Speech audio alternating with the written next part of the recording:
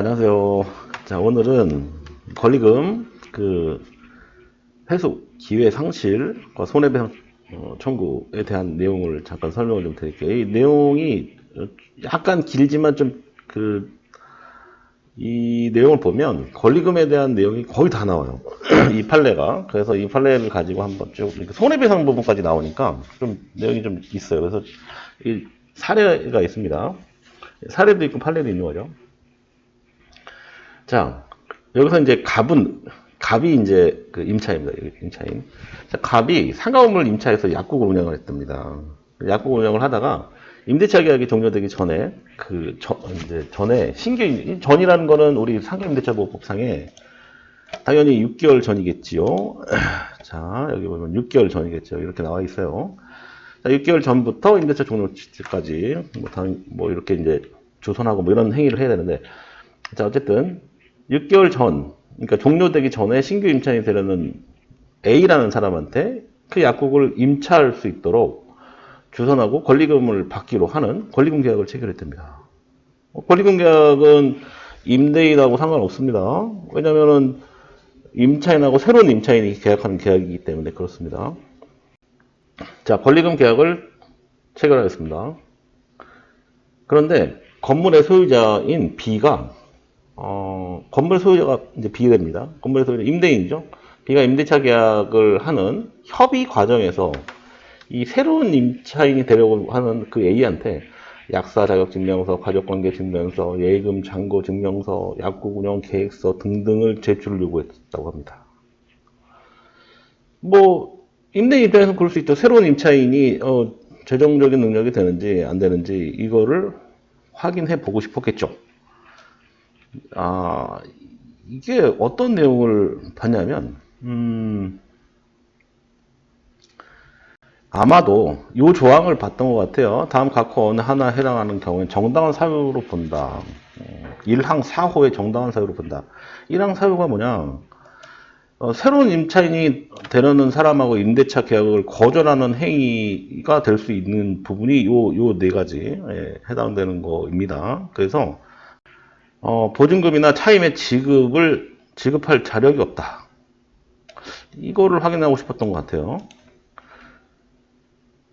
아마도 이 내용인 것 같아요. 그래서 임대차 관계를 유지할 수 없는 상당한 이유가 있을 것으로 판단해서 이 사람하고 새로 계약을 하고 싶지 않다라고 주장을 했을 수 있어요. 그래서 이제 그렇게 이제 요구를 했고, 그 다음에 이제 기존의 월차임보다도 40%가 넘는 액수의 인상된 액수를 요구를 했다고 합니다. 그래서 결국은 협의가 안 됐죠? 그래서 결렬이 됐습니다.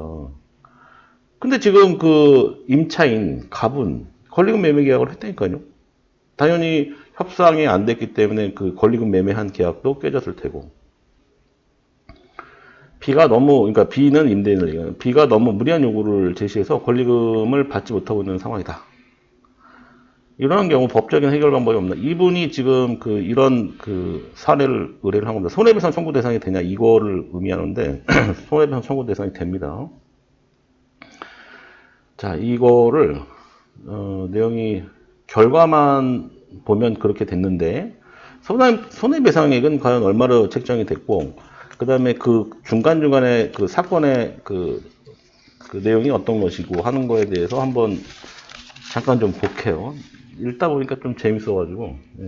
이 약국 판례는 제가 예전에 공부할 때 봤던 판례예요. 근데 판례를 보다 보면 여러 종류의 사람들이 많이 나오잖아요. 근데 보다 보면 이거 나중에 내가 기억하고 있다가 한번 사람들한테 설명해 줘야겠다 이런 기억을 했던 것 같아요. 그래서 이제 오늘 이 얘기를 하게 된 겁니다.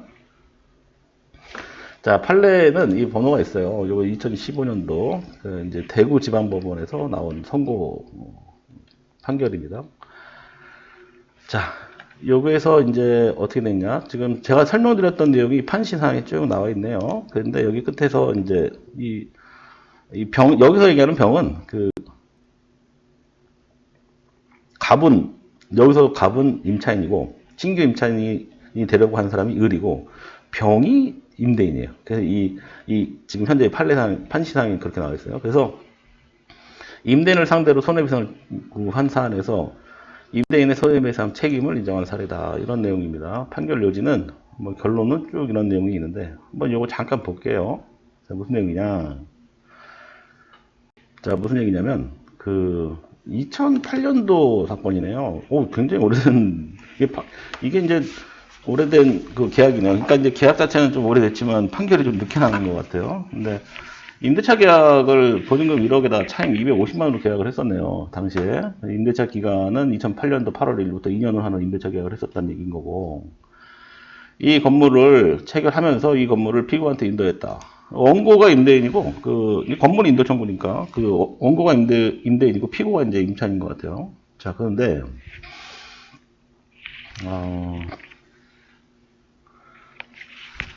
소의 1이 나오는 거 보니까 소의 1은 건물을 새로 산 사람인 것 같고, 자, 임대사업 때 포괄 양수도 하고, 그 다음에 전부 그 잔금에서, 대출금 잔금에서, 기존대출금 잔금에서 공제한다고 그랬고, 그러니까 이거를 받은 거 양수인이 있다는 뜻입니다. 자, 원고는 피고한테 2015년 7월 2일, 그러니까 약국이 오래됐네요. 그러니까 처음에 계약을 하고 나서 굉장히 오랫동안 이 약국을 운영을 했던 것 같아요. 당연히 바닥 권리금이 있을 수밖에 없는 거죠. 그래서 2015년 7월 2일 피고한테 이 사건 임대차 계약이 7월 31일자로 종료되니까 약국을 명도해달라는 내용 증명을 발송했다는 겁니다. 이에 그 피고 임차인은 신규 임차인 되려는 사람하고 되려는 소의 2 이런 사람하고 새로운 그 임대차 계약을 할 수 있게 이 피고가 그러니까 임차인이 주선을 했다는 얘기예요. 그래서 권리금을 1억으로 하는 내용의 권리금 계약을 체결을 했고 2015년 7월 3일한테 7월 3일 원고한테 이 피고의 권리금 회수 기회를 방해하지 말아달라는 내용의 내용 증명을 발송했다고 합니다. 자, 그래서 이제 원고는 이게 이제 임대인은 이게 원고 피고 왔다 갔다 하니까 좀 복잡하죠. 그러니까 제가 설명을 드리면서 임대인이냐 임차인이냐 이렇게 설명할게요. 그냥 그게 나을 것 같아요. 자, 임대인은 그 임차인한테 내용 증명을 또 보내요. 그래서 어떻게 보내냐? 새로운 임차인 만나서 얘기를 했다. 이런 식으로 이제 이 임대차 계약을 협의할 것을 제안하면서 그렇죠. 새로운 임차인의 준비 사항으로 임대인이 이런 걸 요구했답니다. 자, 실제 권리금 매매 계약한 거 맞냐? 원본을 달라. 원본. 4번도 아니고 원본을 달라. 약사는 정말 맞냐? 약사 자격증 4번 달라. 경력증명서. 2014년도 그 전년도 부가가치세 증명원. 2015년도 소득세 납부 증명원. 2014년도 재산세 납부 실적. 가족관계 증명서. 국세 지방세 완납 증명원. 은행인가요? 임대인이 은행 다니시는 분인지 잘 모르겠는데. 자, 새로운 임차인 명의의 예금잔고 증명서 원본. 잔고 증명서 원본. 이건 좀 굉장히 좀 심하네요. 예. 자, 그리고 약국 운영 단기 계획서, 장기 계획서. 그걸 명시했대요. 이게 만났네요. 지금 보니까 임대인 임차인, 그 다음에 새로운 임차인 될 사람하고 같이 건물에서 만나서 협의를 했는데,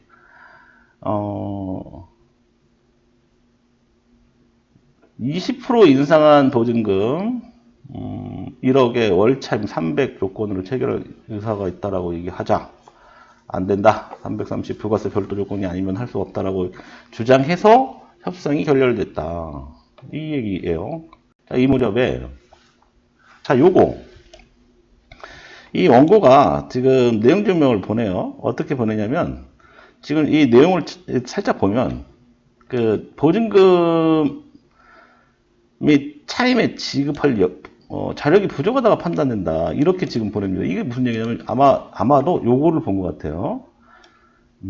요 부분입니다. 상가건물 임대차 보호법상에 그, 권리금 매매 계약을 거절할 수 있는 사유 중에 지금 임차인이 주선한 신규 임차인이 되려는 자가 보증금 또는 차임을 지급할 여력이 없는 경우 이렇게 표현을 하고 있잖아요. 네. 자, 그래서 요거를 본 것 같고 왜 그러냐면 예금잔고 증명서도 내지 않았다. 전적으로 부모의 자금에 의존하는 것 같다. 이런 식으로 쓴 거예요. 그 다음에 임차인으로서의 의무를 이행할 의사나 능력이 부족해 보인다고 판단된다. 이런 거 계획서를 미제출했다라든지 아니면은 장래 포부, 미래 포부 이런 것들에 전혀 언급이 없었다라는 이유로 신규 임차인이 부적합함을 통보한다라는 내용 증명을 보냈답니다. 맞나요? 그렇지 않을 것 같아요. 그게 지금 중요한 것 같지는 않아 보여요. 이 법이 판단하는 거는 이 사람이 정말 자격이 있냐 없냐도 중요하겠지만 다른 내용 같아요. 제가 보기에는. 자, 이 사건 건물의 소유자인 임대인과 선정자는 이제 받은 사람이겠죠. 이 사건의 약국에서 직접 약국을 경영할 예정이 있고, 예정이 있었네요. 예정이 있었고, 그 다음에 이제, 그렇죠. 예정이 있었고, 그 다음에 2016년도 5월 26일 원고로부터 보증금을 지급받은 다음에 이 사건의 약국을 임대인한테 넘겨줬다는 얘기예요. 자, 명도했더니 넘겨줬는데 결국은 이 사람 같은 경우는 권리금을 받지 못하고 임대인한테 넘겨줬고, 그 임대인은 약국을 다른 사람과 경영을 했겠죠. 자, 이 상황에서 기존의 임차인은 너무 억울할 거 아니에요. 그래서 손해배상 청구를 아마 했겠죠. 네, 했을 겁니다. 자, 법에 대한 내용은 쭉 나오는데, 요거는 이제 넘어갈게요. 자, 이 내용을 좀 보면, 임대인 주장이 있고, 임차인의 주장이 있어요. 임대인 주장은 별로 의미가 없겠네요. 대충 보니까 그런 것 같습니다. 피고 임대차 계약, 그러니까 임차인은 임대차 계약이 존속 중인 이유로 같은 법 10조 4의 소정 권리 회수 보호를 주장할 수 없다라고 주장해요. 그러니까 이건 그러니까 임대인의 주장인 거고. 그 다음에 이런 표현을 썼군요. 상가임대차보호법에 적용을 받는다 하더라도 임대인이 새로운 임차인이 되는 다른 소의 이 사람에게 요구한 차임은 지난 수년간의 징역이 없었던 차임을 현실화한 거에서 현저하게 고액의 차임을 요구한 것으로 해당되지 않다. 그러므로 피고의 권리금 회수 기회를 방해하였다고 볼 수는 없다. 이거는 임대인의 주장입니다. 굉장히 좀 설득력이 있어 보이지 않아요? 그렇죠? 실제로 차임을 올리지 않은 것 같아요. 그런데 처음에 이제 고액으로 올렸다라고 이게 인상 40% 월차 여기 처음에 설명은 40%라고 돼 있는데 실제로 40%인지 아닌지는 좀 봐야겠죠. 근데 제가 보기엔 한 20% 정도 인상을 했던 것 같아요. 자, 그런데 그거는 임대인의 주장인 거고, 임차인의 주장은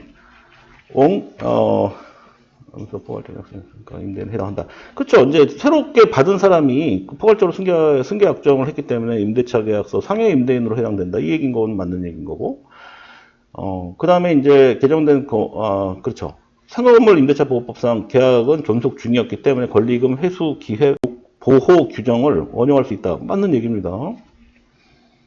그 다음에 이게 결론이 이게 중요한 것 같아요. 제가 보기엔 내용의 전반적인 내용 중에 이 사건 약국에서 임대인이 이 사건 약국에서 직접 약국을 운영하려는 의도에서 새로운 임차인 되려는 소외투한테 고액의 차임을 요구하고 법에서 규정하지 않고 있는 각종 서류를 제출을 요구함으로써 이거 아까 제가 서류 같은 거 요구했다고 했잖아요.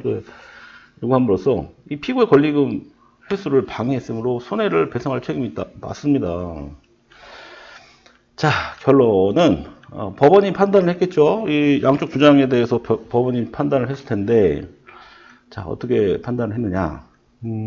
임대인의 이 권리금 회수 방해 여부에 대한 판단을 한 거예요. 이게 무슨 얘기냐. 앞서 기초 사실에 비춰 변론 전체 취지를 종합해서 인정되는 사정들을 쭉 봤을 때, 이 원고와 선정자, 이건 이제 받은 사람을 얘기하는 거예요. 이 사건 약국에서 직접 운영할 계획을 갖고 있었다는 점.